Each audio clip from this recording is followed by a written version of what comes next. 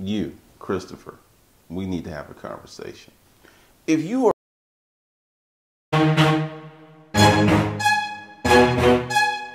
And today's is kind of good and it's kind of crazy. Yo, Glendon, I got an inheritance of $75,000. What's next? My grandmother passed away a few years ago. I just learned she left me $75,000. It was from an insurance policy. I was told it was a clerical error, and that's why I'm just getting the money now. Yeah, that's a little suspect. I want to know what's the best course for me to take. I've always wanted to start a business, but I never had the chance. We have some credit card debt, a house, and 2 car payments. That's the extent of what we owe. However, we don't have much left over at the end of the month after we pay bills. Question number 1.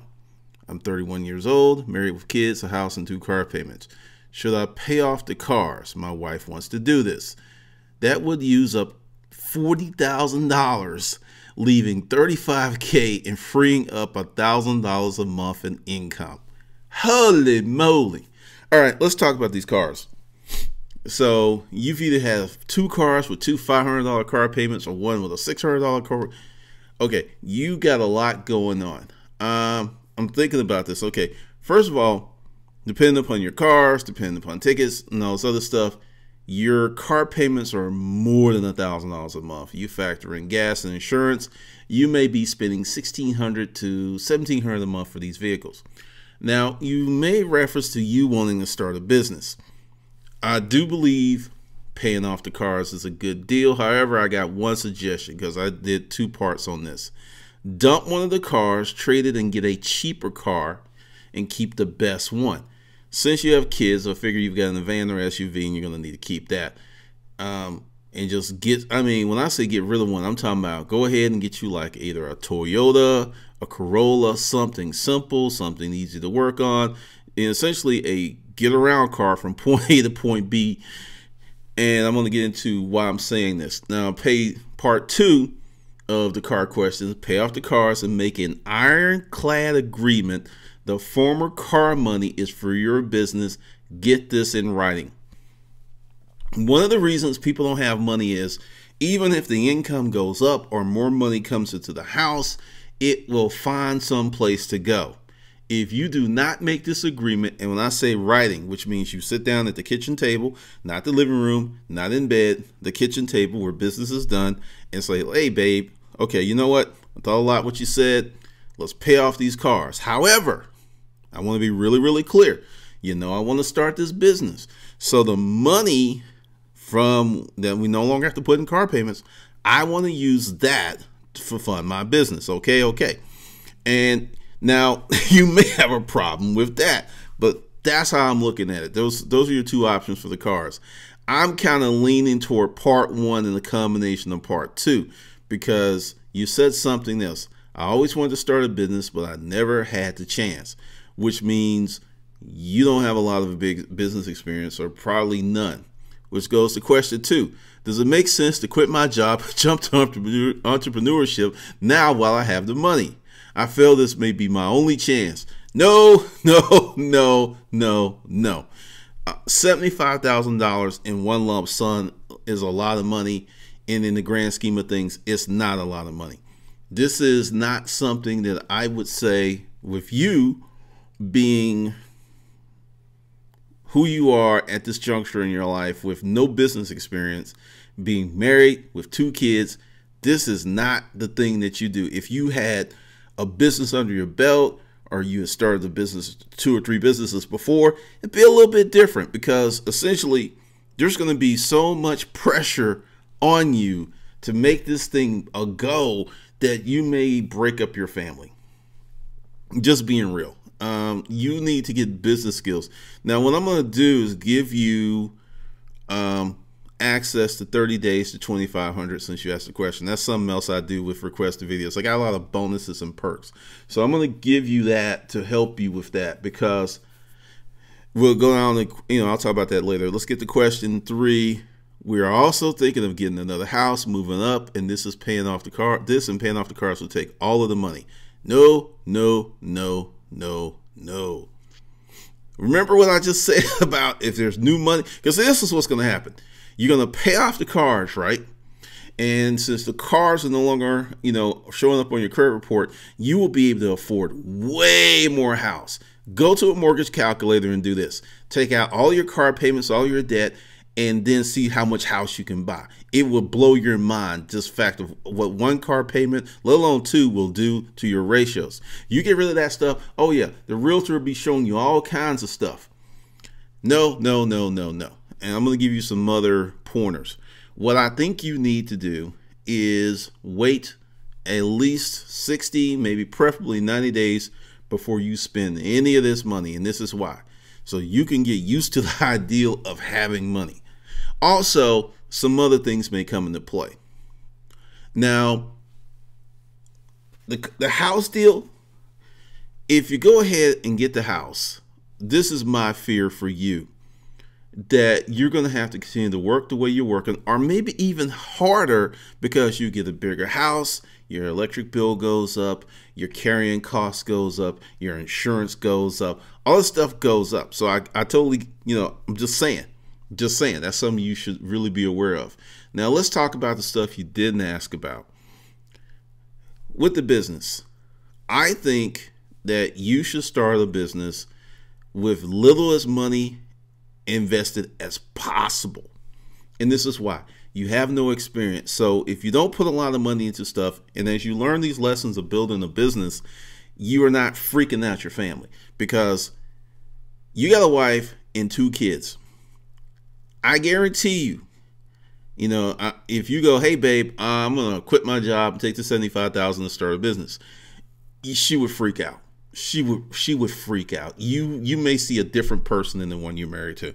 So forget about that. And to the folks who are not in this situation, if you're like 16, 20 something, 25 something, you don't have any kids, you're not married, that is the time to start the business. I don't care what anyone else tells you about going to college. Start the business when you have no obligations. It will become so hard to do later on in life when you accumulate these obligations. And unfortunately, many people have no clue to what they want to do in life until they're 30-something. I mean, I think it's unfair for people to figure out, hey, at 20-something, you need to know what you're going to do for the rest. That's just untenable to me. So if you got a chance, you got a business idea, if you're in high school, hustle now, start your business now. Delay getting married, delay having kids. And I'm not saying being married and having kids, to the guy that asked this question who wants to remain nameless, but do not think that's a bad thing. It's just saying, look at his situation. He's got $75,000, but he has the accoutrements of being a family man. And this money could be sucked up just like that. And you go from not having car payments to a nicer house, but he still has that ache in his heart from not being able to start a business. That can be really, really a daunting thing. Now, to starting the business, I don't know what kind of business you want to start because you didn't really reference that. Start part-time, because I do feel, even with paying off the cars, still wait 90 days. Wait, and investigate. Could you possibly, and this is something else, that you can get rid of both cars, go out and buy 2 used cars, get better cars for less money? That's also something that's on the table, because they're making cars so much better than they did before that, like, I don't know what you have, but I don't know what $500 a month buys, but you could conceivably say, trade your cars in, get rid of your cars. I don't know where you are upside down. This may not even be possible, but you're talking about using $40,000 to pay off for 2 cars. I can tell you, you could spend 25 to 30 and have some very nice cars. I'm talking luxury, leather, butt massager. You can get some nice stuff. 2 of them. I'm talking SUVs. I'm talking, you can, if you're willing to go a few years back, you can get some incredibly nice stuff and not even spend 40. So that's something that you should really, really, really, really look at, because $75, and this is why I want you to hold on to the money. Put it in a bank account, put it in a CD, money market or something. Just put it somewhere and really think about this. And don't go out and get the new house. If you got an emergency or something you have to pay off, I can understand using the money for that. But really be judicious with this, because this is life-changing money. And I know I said it's not that much money in the grand scheme of things, but properly used, this could be life-changing money. And the car thing, I'm just like 40 grand on 2 depreciating assets. That's like, really bad. That's just really bad in my mind. Because, going back to the used car argument, you could get 2 cars that are fully, that's taking the big hit of depreciation, go ahead and fully insure them. And if something happens, you're not even going to have to deal with gap insurance. You're going to get the value back. So that's something I really spend more time on that. Research it, go to Auto Trader, look at what's possible for that budget. And the thing is, you don't have to. You can do 10,000 for one car, you can do 20 for another. You can do 8,000 for one car, you can do 22. Because essentially, you got the 2 kids and there's 4 people, so you're going to need a bigger vehicle. I get that. But there's a lot of ways you can dice this and get more for your money. Way more. Trust me on this. Now, on the house, once again, wait.